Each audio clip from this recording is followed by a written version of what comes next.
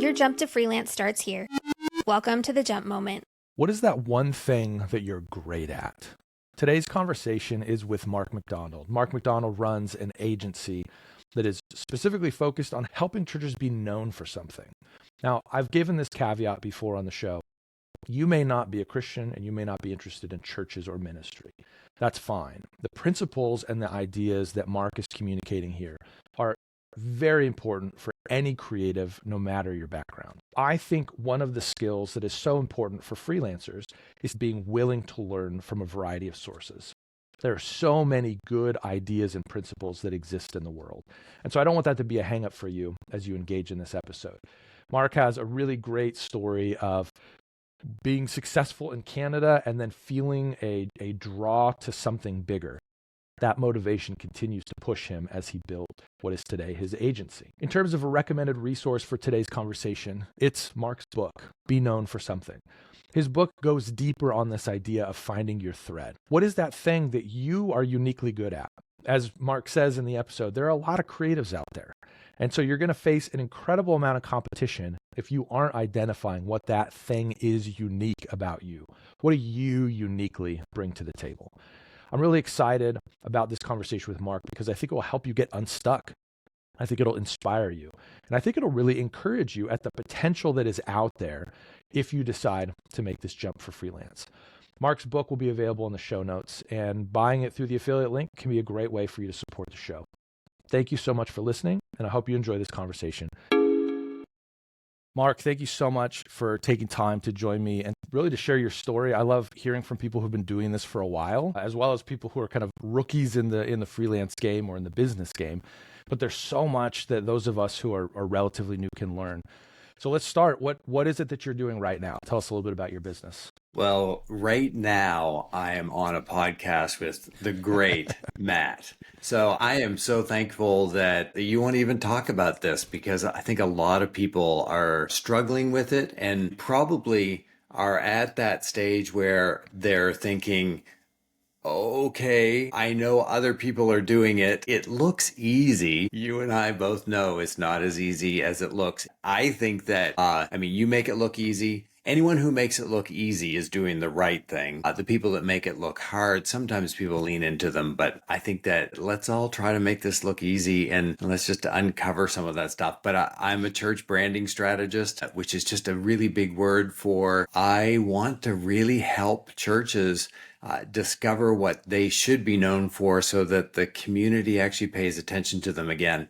And ultimately, I think that we also have to help their congregations know why they actually do attend. Really, all of that, I run an agency called Be Known for Something, and that church branding agency is just really all about being creative for the right reasons and having clarity. And I can't believe I get to do what I get to do. That's great. Wow, and I love the creativity for the right reasons. One of the tensions that so many creative freelancers are wrestling with is I want cool things. I love my craft. I love my trade. But there really is an important kind of mindset shift that has to happen when it comes to creativity, to have it directed and to have there be something behind it. So I love that kind of caveat. There's a lot of churches that and businesses too. It's not just churches who wrestle with this, but it's like we want to be known as creative. Why? Oftentimes, we as creatives, we like the unknown, the ability to dream about something that's not there and be able to have, something come from absolutely nothing. But yet in the same sense, we oftentimes think, I don't want to be a freelancer. I don't want to open up my own agency because I need stability, which is very counterintuitive to what we as creatives would actually say out loud. Yeah, no, it's great. I love it. So before you did this, before you started your branding agency, like what did life look like for you? There is always that pre making the jump life. What is it that you were doing then? Well, I haven't looked at your entire guest list on this podcast, but I assume that I'm probably going to be the oldest. And the only reason why I know that is because a creative this age, we all die really soon. But I have a graphic design degree. That's what my degree's in. I'm Canadian, eh? Yeah. So I know you're from Pennsylvania, and I continuously, people say, oh, yeah, way up north, like in Pennsylvania. And I'm thinking, no, that's not up north. And so you just keep on going all the way to the top, go through Maine, hang right, and that's New Brunswick, and that's where I'm from. But when I got my degree, I thought, well, I just want to be a creative. And I had no idea what that meant. What I realized at the time, so I got a job with a small boutique agency, and I was just pleased that I got a job. My parents were very, very pleased that I got a job. And then through that, I ended up becoming hired by one of Eastern Canada's largest ad agencies. And it was through that that I started realizing, oh, wow, there's some structure to this, because the small boutique agency, we kind of did, you're a designer, so let's just let you do everything. And so with the big agency, I started realizing the structure of creativity and how that you have a production artist. This was before computers. That's even scary to even admit out loud. But it was a production agent, production artist.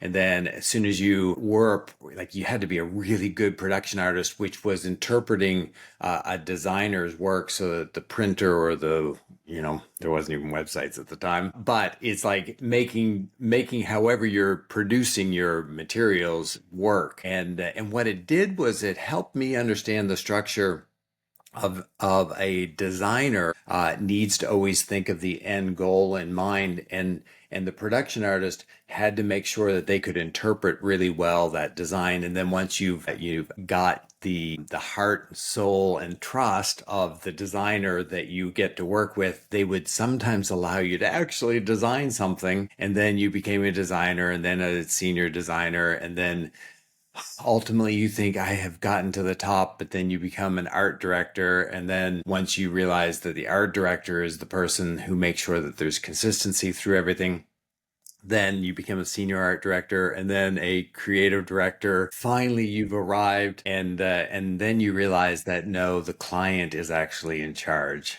And so through all of that, I became senior creative director there.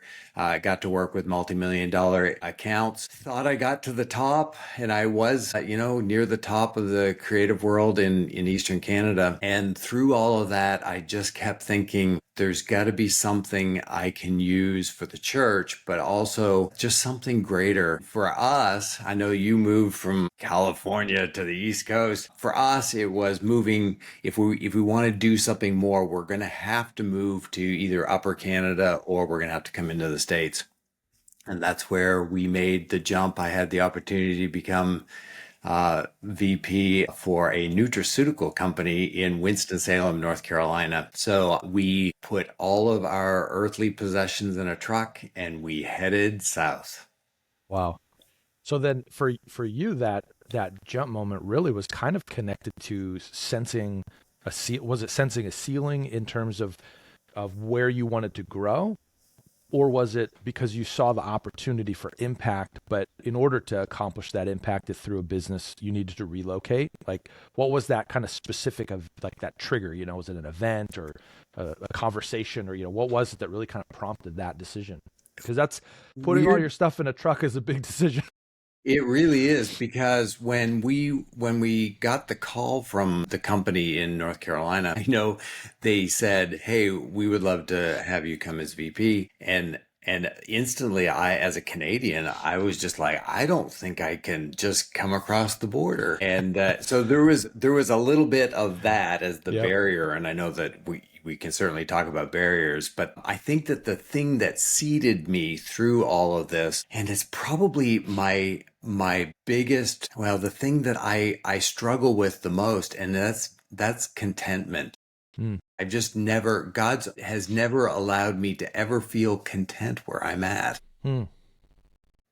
And I think that helps my clients, is also helps who I am, because I always want, like anything I touch, I want to make it better. And whether that's client work, or whether that's my personal life or our family life, my marriage, like all of those things, if I'm going to spend time with it, I want it to be as good as possible. And so I've always struggled with that, because I just never feel like anything is good enough. Yeah. which I feel like I'm on a couch and I'm going to break down and cry here in just a second, but it's not that at all. Yeah. The thing is that I just want to always improve everything that I touch. And the people that I've hired over the years has allowed me hopefully to instill into them that God's given you this, and as stewards of it, always leave it better than what you started with. Yeah, I love that. That I think in an interesting way, that's actually one of the things that I think stops a lot of creatives from making the jump into freelance is I always want everything to be perfect. And so this has to be perfect before I even launch it. And so I think that that's a very common trait in creatives. I know for me, even launching this jump to freelance, this has been a response to things that I've sort of seen and uncovered in my own business, in the work that I'm doing, in a whole different world. And it was really hard for me to launch this because I wanted everything to be dialed in. But the problem that I saw, people stuck wanting to jump to freelance, it exists today. And I need a solution. Like I want to start addressing that problem as quickly as possible. But it was a fight, I have to have this done. I have to have this as good as I can get it. And so I love that it's almost like a propeller in a sense. It's an agent that is leveraged to kind of move you forward. And when you look behind you to see improvement and growth and good things. And so I think as a Christian, I think that's something that we should be known for. And so, be known for something. It's a good thing to be known for. Exactly. So it's good. I mean, I've always said that it's kind of like the dog that chases the car, and then it's like the car stops. And then it's now what? Like, do I Yeah, right. bite the bumper of it? And that's where like every job that I was like, I climbed up through every one of those ladders in the creative agency. And each time it was, wow, I finally succeed. Look at there's Yep. another rung that I need to go to.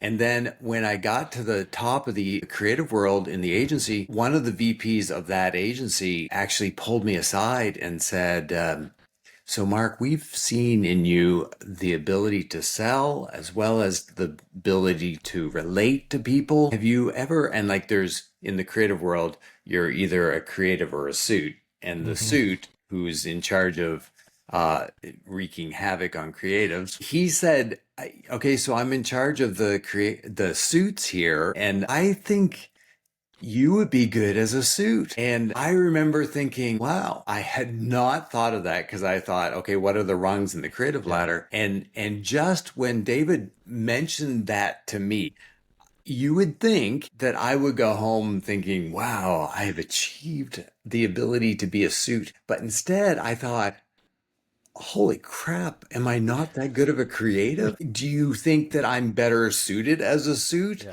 Like, why? All my life I wanted to be a creative. So, like, it was again that discontentment. And then it was, okay, so I realize that there's something that they saw in me, but I want to stay on the creative side. And I knew that I had kind of bumped up against the ceiling of that agency. And I thought, so what am I going to do? And interestingly enough, I have become a suit and I have started my own agency. Yeah, that's great. I love it.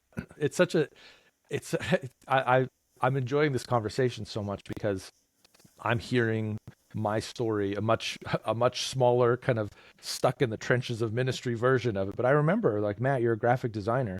We want you to lead the communications team. And I'm thinking, awesome. And then I'm thinking, oh, look at how much I have to give up. Look, I'm not a creative anymore. And that was almost an identity crisis of sorts. I think there was enough to lean into where I could see potential, but yeah, it really felt like I'm giving up a decade's worth of experience at that point in time and training and development. Like I cared about fonts and I studied fonts a lot. And it's like, no one in this next meeting cares about fonts or any of the knowledge that I'm bringing to the table. And so there is that. But That's isn't a it real interesting tension. though? Because I think that a lot of people want to achieve more, but what they realize when they achieve more is that they don't get to do what they love.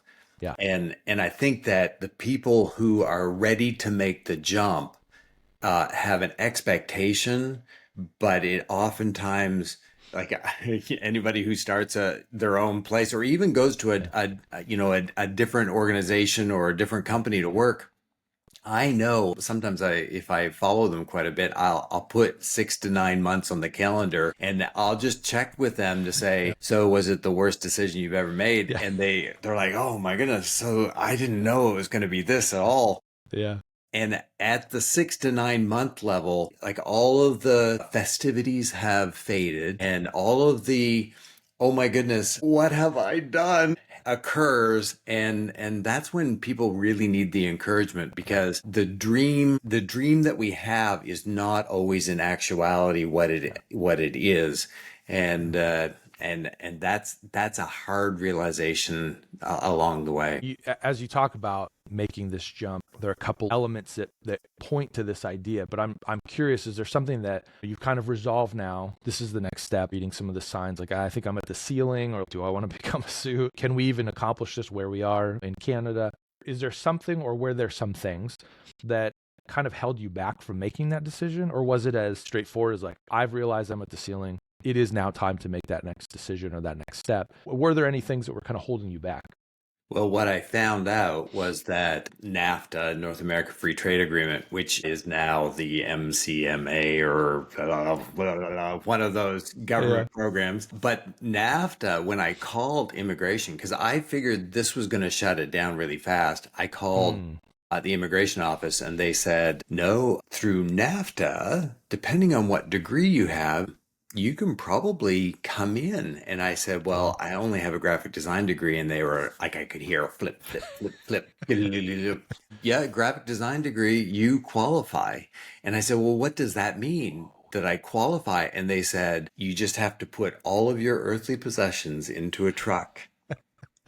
And then you and your family need to drive Uh, up in that truck and you have to have a letter of understanding with the company to say how long wow. your job is for and how much they're going to give you. And then based upon the amount of stuff we can see in your truck, we look at your salary and say whether that's going to support you or not. And if we believe it's at the discretion of the officer at the border, if at the discretion of that officer, they believe that you can be sustained under that salary, they'll just let you in. And I'm just like, what do you mean they'll just let me in? And they said, we'll sign the paperwork and you get to come in, Wow. but you can only come in for 1 year.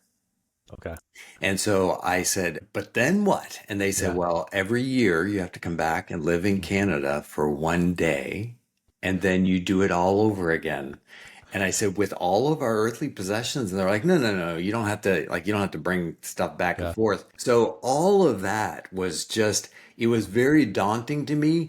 Yeah. But weirdly enough, God had been working in my life Mm. that I had always gotten to a point where if the door opens Yeah. and that doesn't always mean that every door opens quickly and easily. It just means that if there's the ability and you feel that God's kind of tugging you, be faithful and walk down that path. So I remember telling my family and my extended family, so I'm going to move to North Carolina with my family. They were just like, are you crazy? And I'm just like, God's going to stop me. I mean, he's not going to let me do something that he doesn't want me to do. I'm just being faithful. We started down the path. And I remember the day that I quit my job and it was just like, well, here goes. But there was a challenge in it. And I think that that's probably the little boost over the reticenceness, if that's a word, of actually wanting to take the jump. I mean, there was something about opening that door and the unknown on the other side that was very appealing to me. It's really interesting to me because one of the things I think is a common challenge for probably for creatives, but for anybody who's considering something new is that the fear, we kind of play out the fear in our heads. So just at the very beginning, as you're saying, I mean, I don't even know if I can get into the country. And so I'm thinking, yeah, right. Like super insurmountable problem, right? There's nothing I can do. So you make one call and you learn, yeah, actually that's not a problem at all. In fact, you're on the guest list already. You know, it's like, Exactly. are you kidding me? And so there's something really, really simple about identify the fear that's in front of you and then pick up the phone or, in today's age, obviously, or Google it or ask ChatGPT for some help, or, email somebody or DM them on X, formerly Twitter, whatever. Well, Like, and that's it. I mean, I've actually watched some of your podcast episodes, and you do such an incredible job. And everyone who's listening to this, go back and watch the other ones, because you really break it down into, don't let it paralyze you. Like we all have problems, and there are always those people that you listen to that, well, they found a solution. And it's not because we were handed the solution. Of course, I was just a little bit with the immigration side, but there were but a you, whole you bunch still of had to other call. issues. Exactly. Yeah. And you need to decide to do the work. And the world is just so much different now than when we moved to North Carolina, with social media and website stuff, and even the AIs that are out there, that you can, rather than rely on a coach or counseling or whatever you want to a business coach. You can just open up ChatGPT and ask some of these business questions, and sure enough, like, always treat it like, with a little bit of skepticism, but it can give you an awful lot of help and assistance along the way, when you think you're in an unsurmountable barrier that's just like, how am I going to get over it? Don't let it paralyze you. Take that next step. Talk to people. People can contact me. That scares me. They can contact Matt. Yes, Yeah. contact Matt. But there are people out there that you follow on social media that, if you reach out to them, they will probably give you a little bit of time.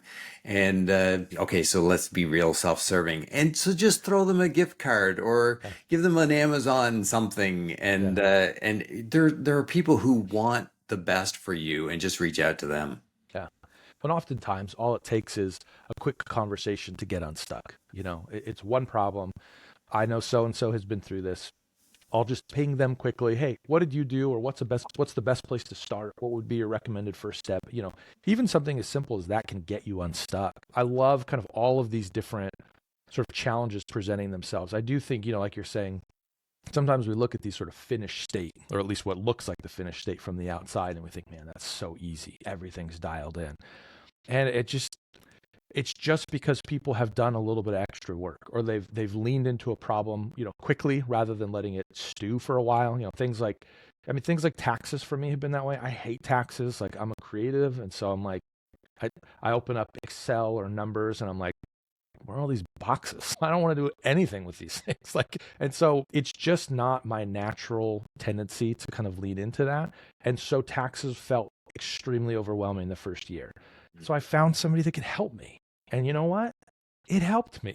And it was such a different proposition, to the point where I don't have months of stress leading up to taxes now, just because I reached out and asked somebody for help, Well, Yeah. and just to kind of put a bow on, everything was not rosy when Yeah. Mark MacDonald and family arrived in the United States. I mean, I actually came to be VP of marketing for a company, and that company didn't necessarily pan out. Let's just say Yeah. that.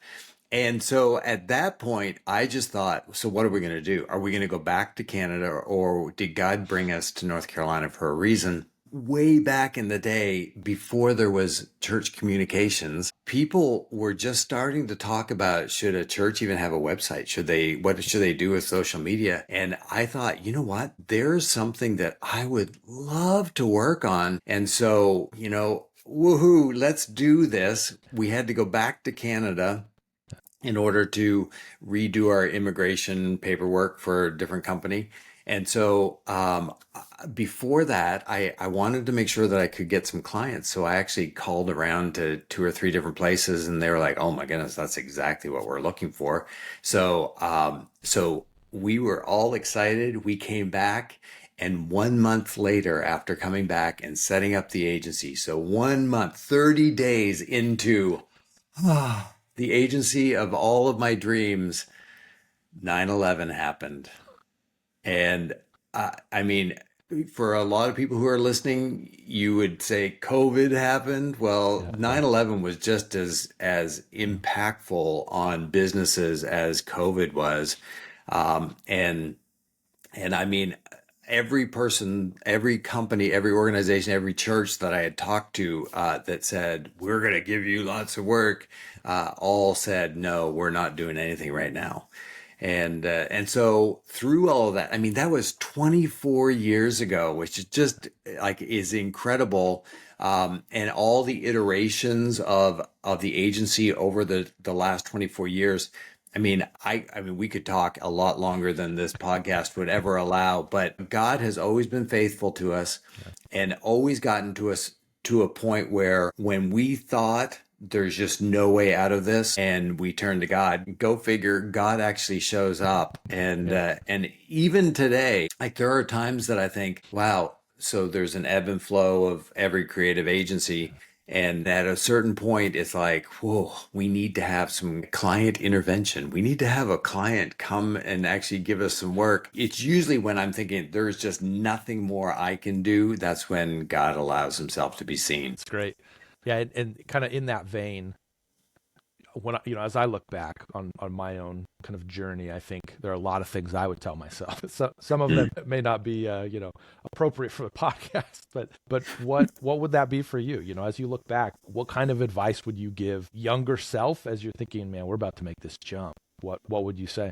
Oh man, there's just so many things. Like what's interesting is that God's made us all unique, and oftentimes we look at other people and we compare ourselves. I've had the great opportunity over the 24 years to watch this church communications world, church creative world mature, where no one was talking about it when we first started.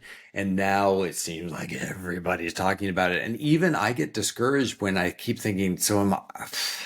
Like, how do I compete with all these other people who are out there saying very, very similar things to us? And I guess that I would say, embrace your uniqueness. Like God's made you unique. And like when you sit down and you think about what makes yourself unique, like this is not a time to focus. Like be all over the map. Talk to as many people as possible, people that love you and the people that know you, people who've done work with you. Find out, like don't focus in on anything. Like this is your blue sky moment. Like just focus on what makes you unique and then look for a path that God's given you. Like he's going to use that uniqueness. He's put you on that path to achieve your uniqueness, and then he will give you a path that he will be able to use you. Just be faithful with that. And then I think that there's too many things. Find a small pond where you can be a big fish, where a lot of people want to bite off the ocean and then wonder why they're lost in it. A lot of people contact me and they say, oh my goodness, like you've achieved everything that I want to achieve. You work with churches and pastors all across the country. I want to be a national voice. And it's like, be a local voice first and like get your like establish that small pond, figure out who your persona is, narrow it down, make sure that everything that you're creating is actually needed and not just in your perception that they should have, because if they don't pull it from you, you will never push it to them. Yeah, that's great. That's great. It's really helpful because we do have a tendency to shoot for the moon as creatives. I want to build the next Facebook or the next whatever. And we forget that we didn't even know about Facebook when it started. And we didn't even know about whatever kind of big mega thing. We didn't know about it at the beginning. And so to start in a way that is reasonable and manageable. But I love what you're talking about understanding who you are and sort of the unique thing that you bring to the table. As I've been doing these different episodes with different people, that's something that keeps coming up. I think there's such an insecurity that emerges. So my degree is in graphic design as well. And I just think it's fascinating that I love what you're doing and I love designing logos and I love helping organizations get clarity. But that's not the unique thing that I bring to the table. And it took me a lot of kind of energy and investment. For me, the way that I work with churches is I help them build relationships internally. I help communications, creatives, and pastors learn to navigate that relationship better. Because I have found in the trenches, when that relationship isn't working, everything is terrible. That's not what you're doing.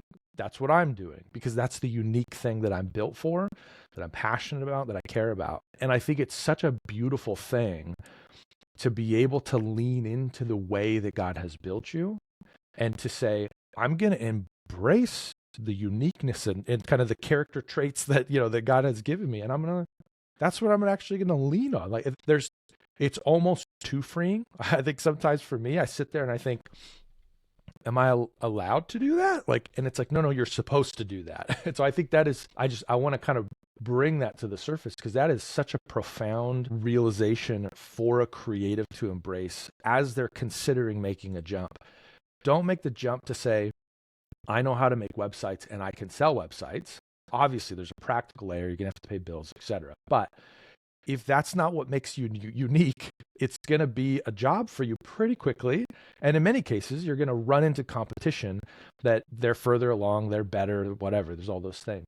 But when you find that unique thing, I think that's, really helpful. We have to be known for something. And the more mature and the more loudness and more noise that's in that thing. So if you say, I want to be a creative, well, there's a lot of creatives out there. I hate to break it to you. Yeah. So you need to get a little bit more specific. Yeah. Like you need to focus down, your blue sky thinking, you've ultimately got to focus it. Yeah. And then be known for something. And like when you get it small enough, so it's not just creative, well, maybe it is websites. Websites is pretty big right now. AI is pretty big right now. Like we need to keep focusing and niching down and be exceptionally good at one thing that's big enough with a big enough audience that you'll love to do for the rest of your life. And that's where God's going to be able to use you. That's great. I love it. I'm not writing notes now, but I will write down notes as I'm going back and listening to this again. But Mark, thank you so much for taking time to share just your story with us, a little bit about your jump moment, but then also just some of the things that you've learned along the way. I'm excited because I love having these practical takeaways to begin thinking about as I'm building and as I'm considering, what's the next thing? What's the next evolution and iteration of things? Because once you jump, you will continue to jump. There's a sort of a shifting that continues to happen once you've built that initial momentum. And I love these guardrails that you're putting up here about always going back to that thing that you're known for. So thanks for sharing your insights with us. I really appreciate it. Thank you so much for having me. One of the things that Mark mentioned that I thought was particularly profound was this idea of reaching out to people. Oftentimes when we get stuck as we pursue freelance or consider pursuing freelance or dream about considering pursuing freelance, wherever you are on that spectrum, we let fears get bigger than they actually are. The problems that we create in our mind aren't actually as big as the problems are in real life. Like Mark's problem of, how do I even get into this country? That I was offered a job, but I'm just a graphic designer.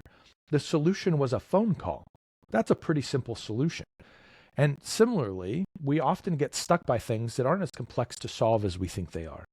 And so if you want to go further than just dreaming about freelance, I want to invite you to check out jumptofreelance.com. This is what I'm building as a help to you, to people who are considering making the jump to freelance.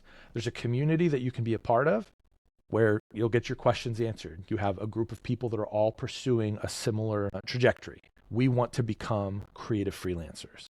You can also reach out and we can do one-on-one coaching, whether that be a single conversation that might be helpful for you to get you unstuck, or if you want to build with a little bit more speed, you can have regular meetings and build what you want to build together. These all exist to help you build a business that you love. You never really know when your jump moment is going to happen. For some of us, it was forced on us. For some of us, it took a really long time. Mine took 20 years. But whenever your jump moment comes, you can leverage today to prepare for it. Thanks for listening to The Jump Moment. To find support for your jump to freelance, join our community at jumptofreelance.com.